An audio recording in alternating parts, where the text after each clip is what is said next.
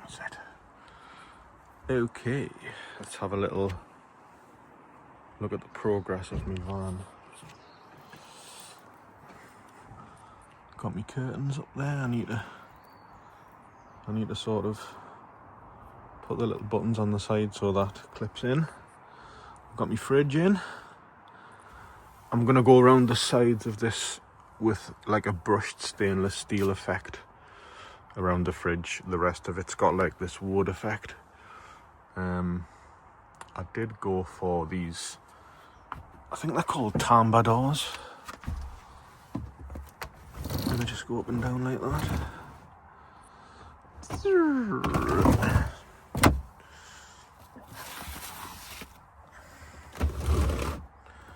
They're just full of junk at the moment.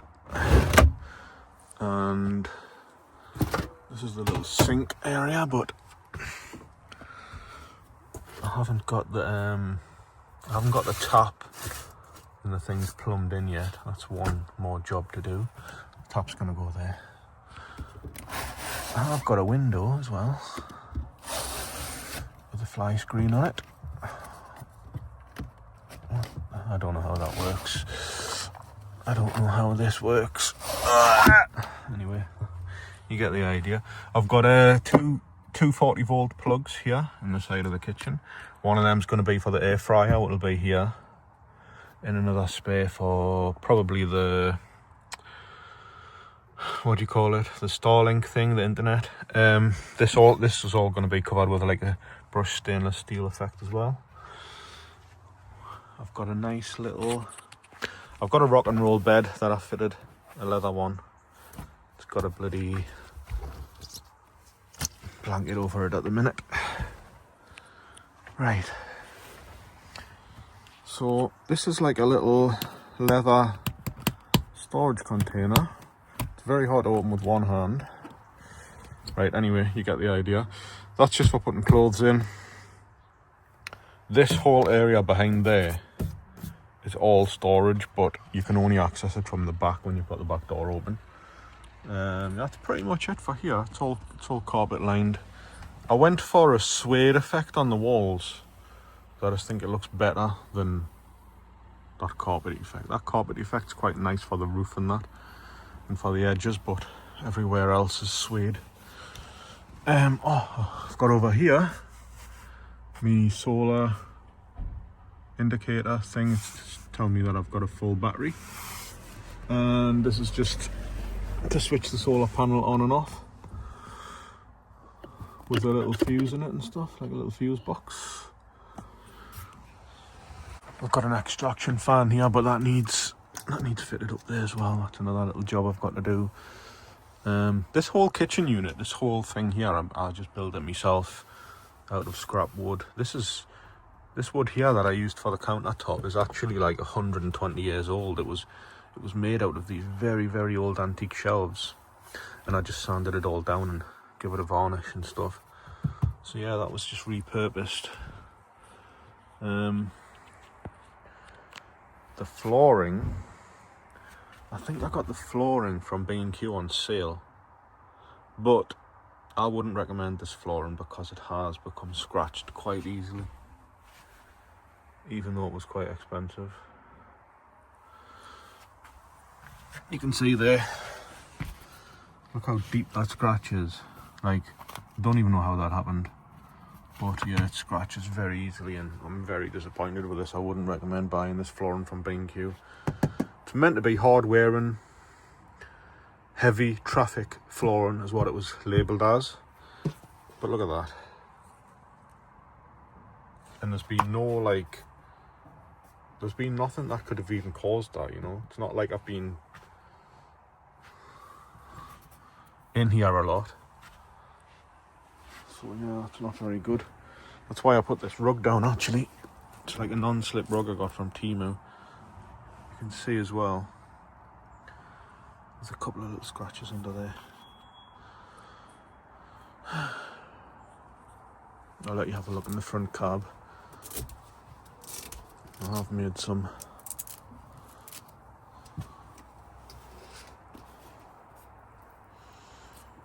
So I put a swivel seat on this passenger chair, so you can swivel it all the way around and have a table here. There is going to be a table here, so you can swivel that around and have a table there. Originally, when I bought this, there was a double seat here, and there was just a single seat there, and I ripped them all out, and I got these two leather chairs. I think they're from a Kia Sportage or something. I can't remember what they're from, but I bought them fairly cheaply, and all I did was fabricated new bases for them so they fit this Hiace van, and just bolted them in like you would any standard seat. And they're really nice seats actually, much better than the original cloth seats that were in here. I also fitted this little entertainment unit with reverse camera and everything, because it had like a really old CD player in when I got it. Just a few little odds and ends there. Dash cam, little storage things. There's a little storage thing up there for various things that was obviously already there. Yeah, this is the little carb area.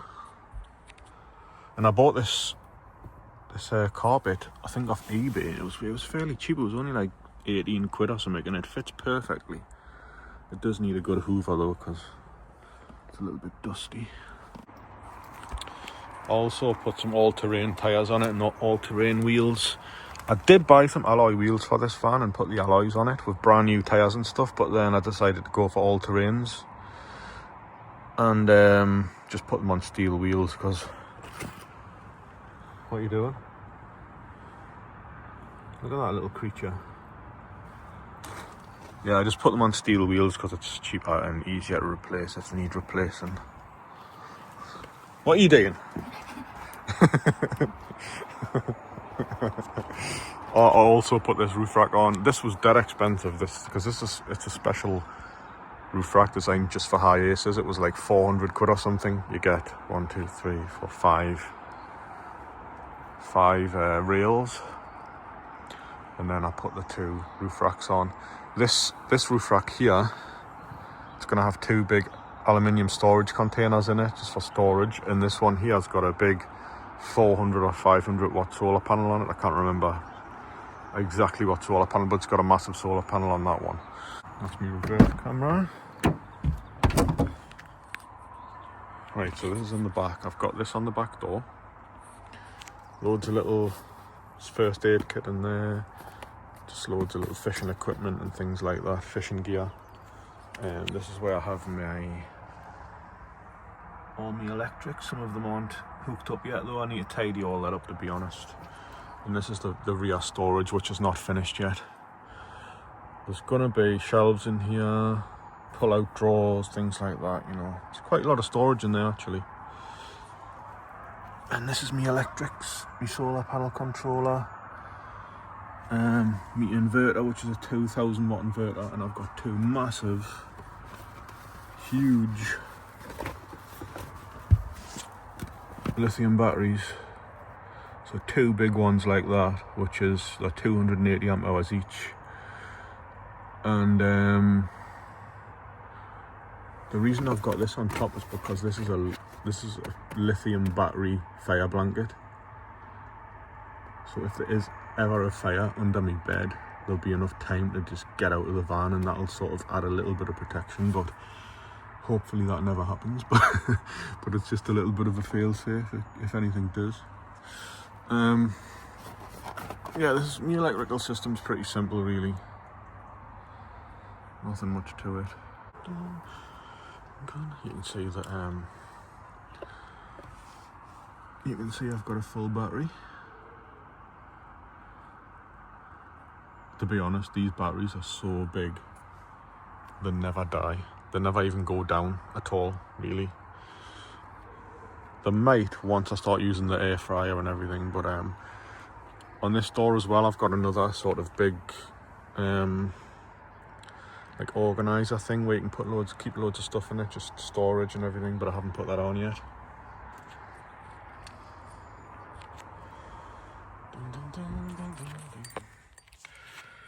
Right, so when I bought this van, right, the windscreen here, number one, it's got a little crack in there, but that's not much of a deal. I don't know if you can see it. That's not much of a big deal. You can get them little cracks fixed, but there's loads of like little burn marks in the glass. It's almost as if someone's had a grinder, you know, grinding sparks when they get really hot and they hit glass and they like burn into the glass. And there's loads of little, you might be able to see them. You see those little black dots? It's hard to see them in this light, but when you're driving along and it's a bright day, they're just literally all over the windscreen and you can't get them off. I've tried getting them off by lots of different means, but it hasn't worked. So I've got a new windscreen replacement coming tomorrow, which is costing 220 quid.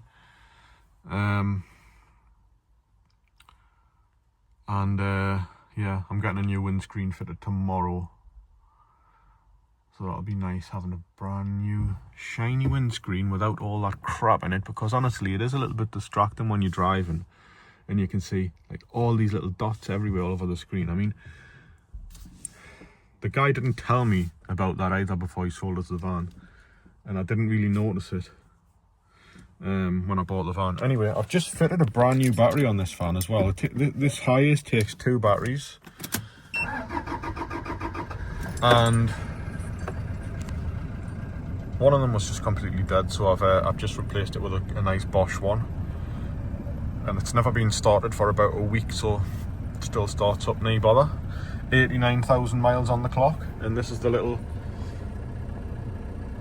entertainment system I fitted. If I put it in reverse, you'll see the reverse camera comes on. I've got this little device which like tracks your, you know, your battery voltage, the coolant levels and different things.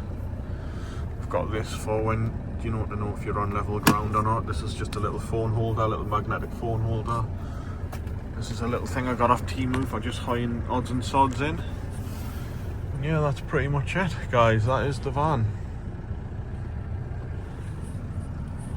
It's got a few cobwebs and that on it at the minute, like. This is a Toyota Hiace 2.5 litre diesel engine, D4D, one of the most reliable engines ever made. That's why I chose this van to do a conversion. Yeah, the reason I chose a Toyota Hiace was because I've done a lot of research on the reliability of different vans. Mercedes Sprinters, VW Transporters, Ford Transits. I've had a Ford Transit before. Well, I've had a few Ford Transits, to be honest. And the problem with Ford Transits is they rot out so easily. They're terrible for rust. So I wasn't going to go down the Ford Transit route. Plus, the newer Ford Transits have wet belts, and I would never buy a wet belt vehicle. Absolutely pointless. There's also a VW Crafter you can get. There's a few different options out there, but honestly, like, the thing is, I wanted to be able to buy something that was old enough that it had a really reliable engine, like an older style reliable engine, but that wasn't a complete rust bucket, which is a very difficult thing to do if you've ever looked for a van.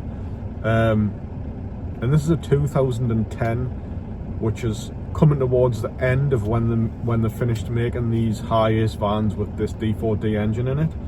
Now Toyota Hiaces are not even made by Toyota, they're made by Fiat or something like that, and they've got these shitty little crappy engines in them that they probably won't last 5 minutes. There was no way I was gonna get one of them. So looking for a Toyota Hiace, it took us a while to find this one in this really good condition. Like, the underside of it's really clean, no rust.